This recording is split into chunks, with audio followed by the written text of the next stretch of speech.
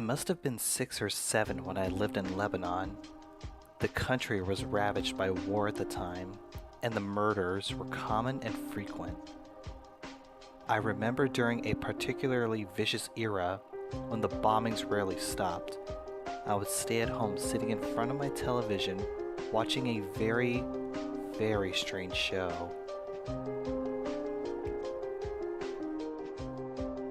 It was a kids show that lasted about 30 minutes and contained strange and sinister images. To this day, I believe it was a thinly veiled attempt on the part of the media to use scare tactics to keep kids in place, because the moral of every episode revolved around very uptight ideologies. Stuff like, bad kids stay up late, bad kids have their hands under the covers when they sleep, and bad kids steal food from the fridge at night. It was very weird, and in Arabic to top it off. I didn't understand much of it, but for the most part, the images were very graphic and comprehensive. The thing that stuck with me the most, however, was the closing scene. It remained much the same in every episode. The camera would zoom in on an old, rusted closed door. As it got closer to the door, strange and sometimes even agonizing screams would become more audible. It was extremely frightening, especially for children's programming. Then a text would appear on the screen in Arabic reading, "That's where bad kids go." Eventually both the image and the sound would fade out, and that would be the end of the episode. About 15 or 16 years later, I became a journalistic photographer.